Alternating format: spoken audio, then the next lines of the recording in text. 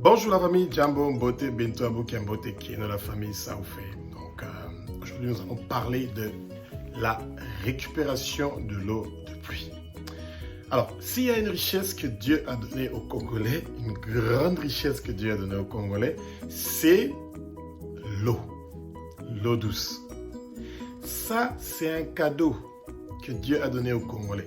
Vous imaginez qu'au Congo, il y a certains endroits où il pleut carrément 6 mois sur 12. Il y a certains endroits que ça va jusque des fois à 8 mois sur 12. Donc, on a beaucoup de possibilités d'avoir de l'eau douce. Et ça, c'est sans compter qu'on a, un grand fleuve, on a beaucoup de lacs, on a extrêmement beaucoup de rivières. Donc, l'eau douce est pratiquement partout.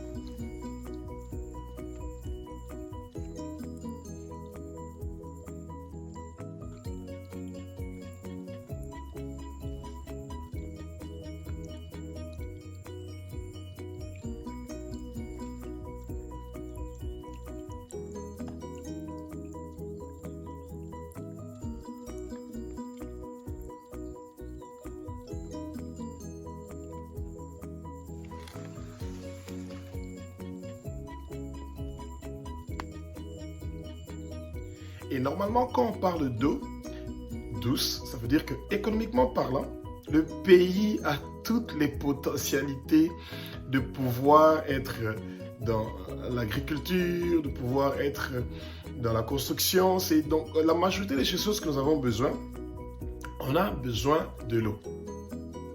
Et cette eau-là, elle est disponible. Vous voyez? Et c'est ça que j'ai jamais compris. Et chaque fois que j'ai un problème dans les villages, au Congo ou même dans la capitale à Kinshasa, mon cœur fait toujours très mal parce que chaque fois que je vois des toitures où il n'y a pas de gouttières, je me dis, mon Dieu, ils sont en train de rater des opportunités de récupérer l'eau. La dernière fois j'étais à Uvira, j'ai vu des gens qui partaient au lac Tanganyika pour aller chercher de l'eau.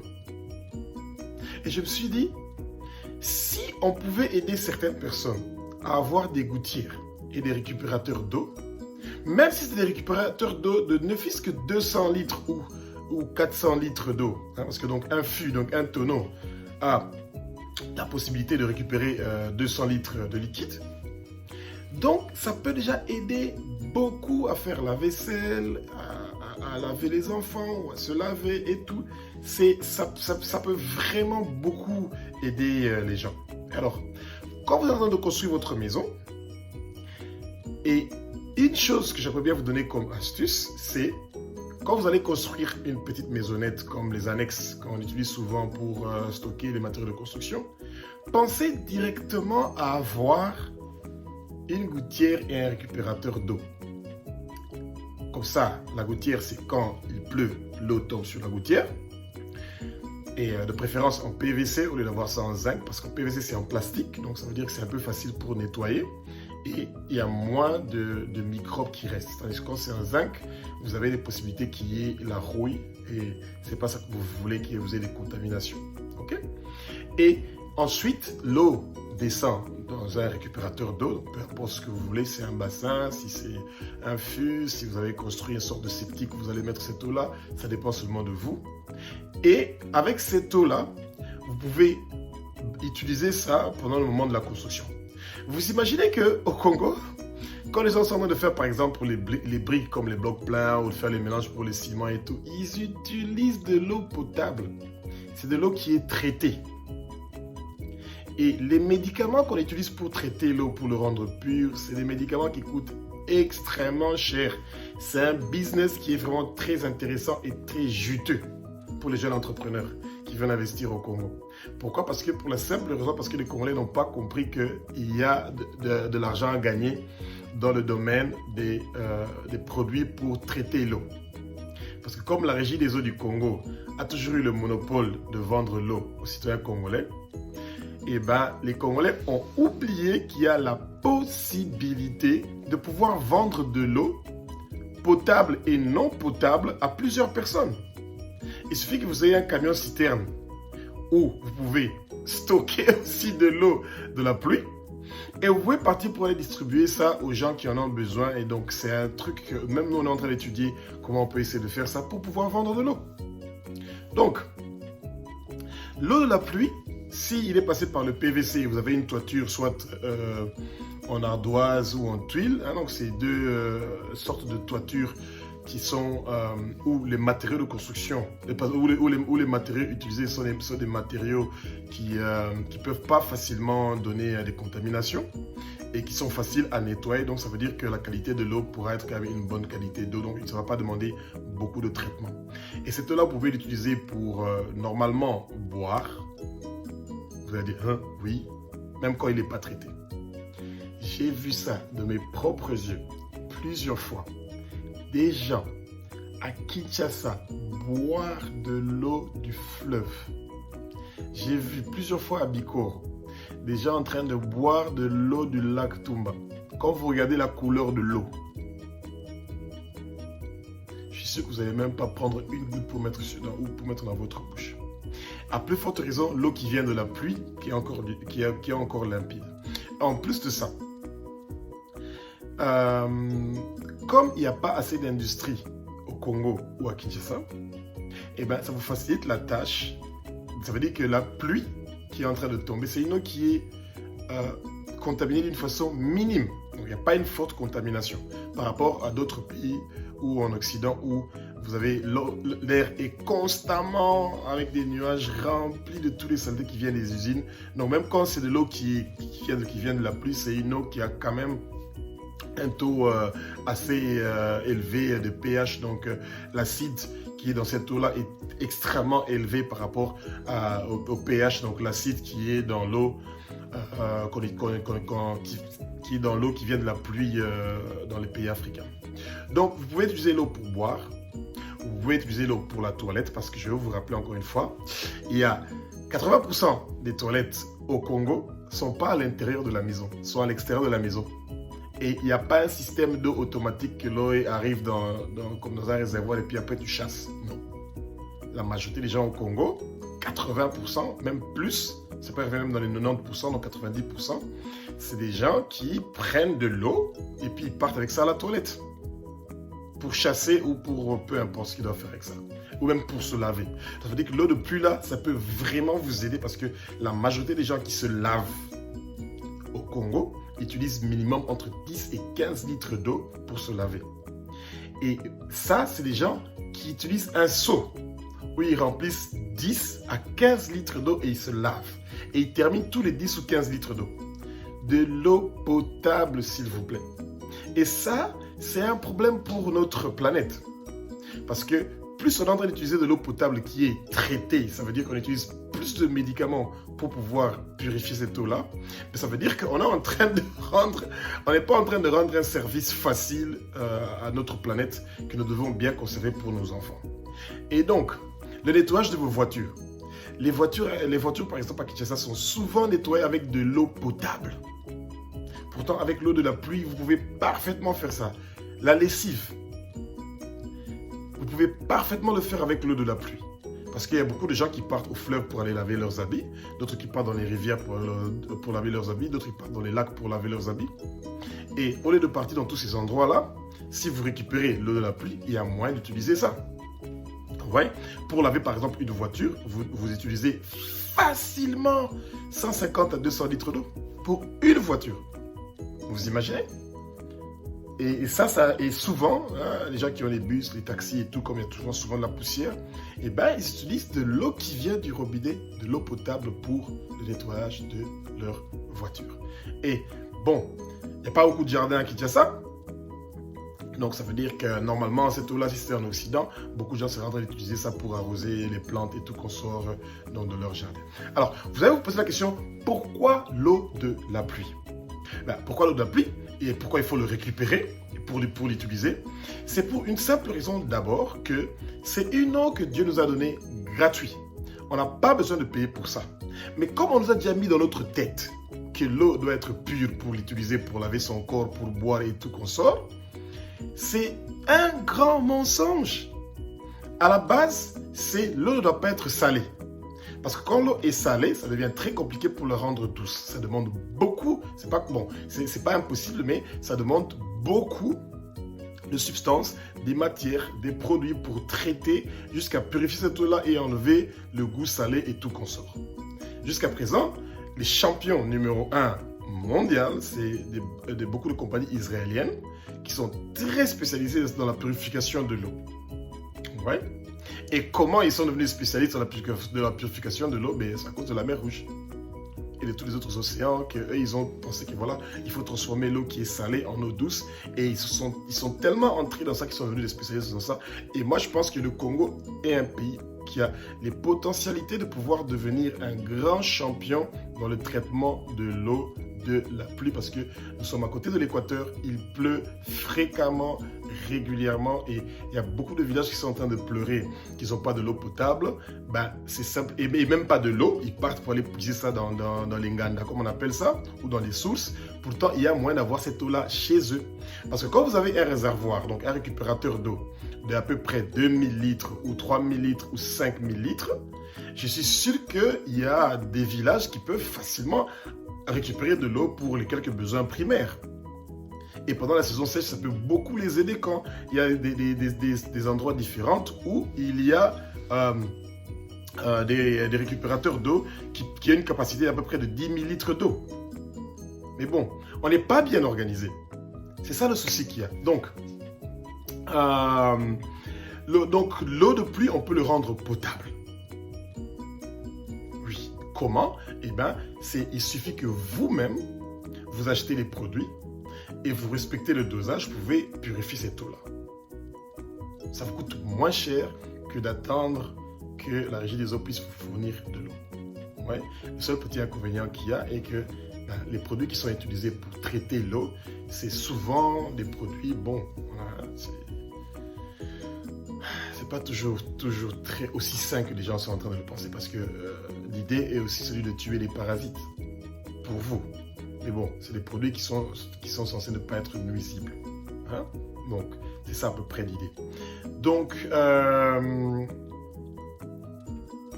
l'eau de la pluie, comme c'est de l'eau qui est naturelle, que quand vous faites le fourrage, le fourrage a un impact sur la nature. Parce que ça veut dire que vous partez à une certaine profondeur et vous essayez de trouver une racine d'eau qui est en train de passer. Et c'est cette eau-là, au lieu que ça continue son chemin, c'est ça que vous stoppez, que ça reste dans le puits. Et puis, vous faites avec le fourrage ou un puits, vous récupérez cette eau-là. Ouais. Donc, c'est ça que nous sommes en train de faire. Et donc, ce sont des très bonnes raisons pour lesquelles on aimerait bien récupérer l'eau de la pluie. Et l'eau de la pluie, pour la récupérer, c'est très facile. C'est vraiment un investissement qui est minime pour pouvoir récupérer l'eau. Donc, on va directement enchaîner avec ça. Alors, comment on peut faire pour récupérer l'eau de la pluie? Alors, je l'ai déjà dit ça au début de l'émission, vous avez besoin d'une gouttière. Et les gouttières, donc, c'est des sortes de tubes. Vous pouvez même acheter un tube PVC et vous coupez ça au milieu et vous collez ça vous-même. Il y a moyen de bricoler vous-même de façon que vous puissiez récupérer cette eau-là. Et ensuite, vous avez besoin d'un récupérateur d'eau, même un tonneau ou un fût. Ou si vous voulez, vous pouvez en acheter. Il y a des gens qui vendent ça à des grandes capacités. Je pense que ceux de 2000 litres, ça commence à partir de $200 ou $250, une histoire comme ça. Vous imaginez, vous avez 2000 litres qui peuvent facilement vous aider aux grands besoins que vous avez. Et comme il pleut régulièrement, vous avez une grande potentialité de pouvoir toujours utiliser de l'eau gratuitement. Ok? Et ensuite, si vous avez déjà installé tous les robinets partout dans votre maison, les douches et tout, il y a moyen d'acheter une pompe qui vous coûte même pas $500 une bonne pompe avec, si vous voulez encore rendre ça un peu plus luxueux, vous pouvez acheter une pompe et vous achetez à part la pompe aussi des filtres à eau. Et bien avec ça, vous pouvez tranquillement boire l'eau. Et même sans filtrer cette eau-là, vous pouvez utiliser cette eau-là pour vous laver et brosser vos dents et tout consort. Voilà, pour être un peu plus prudent, peut-être que pour boire, vous pouvez aussi bouillir cette eau-là et vous le laissez se refroidir. Vous pouvez mettre ça dans le frigo. Vous ne devrez pas sentir une très grande différence avec l'eau qui est potable. Parce qu'en fait, si vous regardez les produits qui sont utilisés pour pouvoir traiter l'eau et le purifier, c'est des produits qui ne sont pas vraiment aussi efficaces que ça. En plus, je me pose la question de savoir si ces dosages-là sont respectés. Mais bon, ça c'est encore une autre histoire. On n'a pas essayé de donner une sorte de panique aux gens, quoi. Donc, il faut se rappeler, ce qui est très important est de, quand vous avez une gouttière que vous avez choisie, donc vous avez donc la gouttière où l'eau tombe, vous avez le récupérateur d'eau où l'eau est stockée, et ensuite vous avez besoin d'une pompe pour que l'eau quitte de point A à point B, donc pour que l'eau puisse quitter le réservoir pour partir, donc le récupérateur d'eau, pour partir à n'importe quel endroit où vous désirez de votre maison.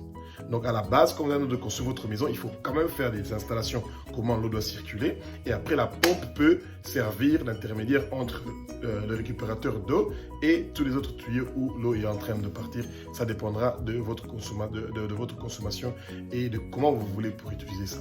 Alors, quand vous allez récupérer l'eau de la pluie, il y a une chose que vous devez absolument faire, et celui de régulièrement entretenir votre gouttière. Donc votre gouttière doit régulièrement être entretenue dans le sens qu'il faut de temps en temps nettoyer, bien nettoyer de façon que quand l'eau va passer, que ce soit une eau qui est propre. Et ça veut dire que une fois les 6 mois, vous devez essayer d'entretenir votre toiture. On vous a déjà expliqué, de préférence, il faut utiliser les ardoises ou les tuiles.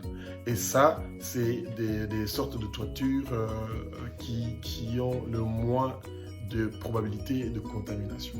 Donc, je suis très curieux de votre opinion sur l'utilisation de l'eau de la pluie pour notre vie de tous les jours. Donc, écrivez-nous une note pour nous dire ce que vous pensez de notre idée de stimuler encore plus les citoyens congolais à récupérer l'eau de la pluie. Ça, parce que les gouttières et les récupérateurs d'eau, ça ne coûte pas vraiment beaucoup d'argent.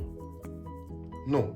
Et je pense que la majorité des Congolais, quand ils font vraiment un tout petit peu d'efforts pour économiser, en une année ou une année et demie, ils doivent être en mesure de pouvoir avoir une gouttière et un récupérateur d'eau, au minimum.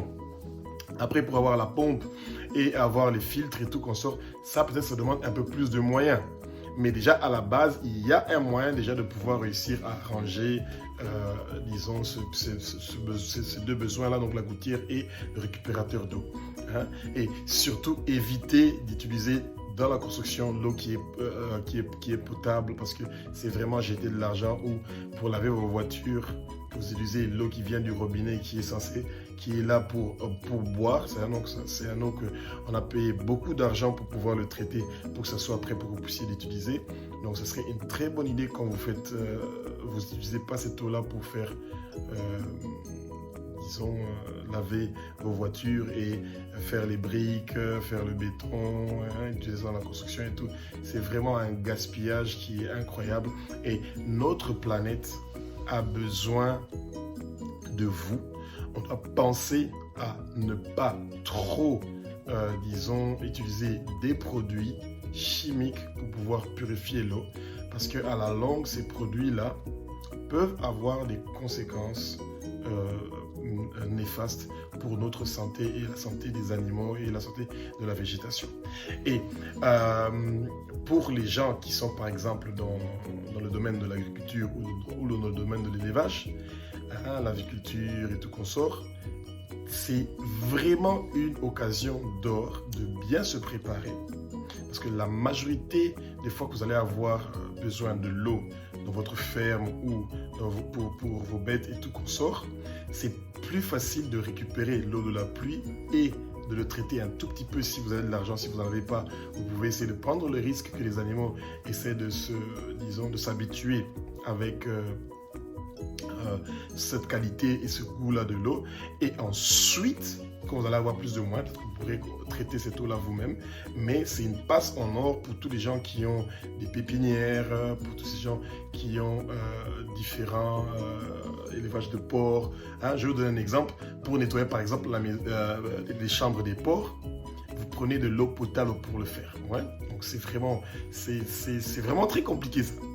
Donc pourtant, c'est un travail qui peut facilement être fait avec l'eau de la pluie. Et comme la plus grande partie de l'année, il y a la pluie qui est en train de tomber au Congo, au lieu de se lamenter que la pluie est en train de faire des inondations, on devrait récupérer cette eau-là et l'utiliser.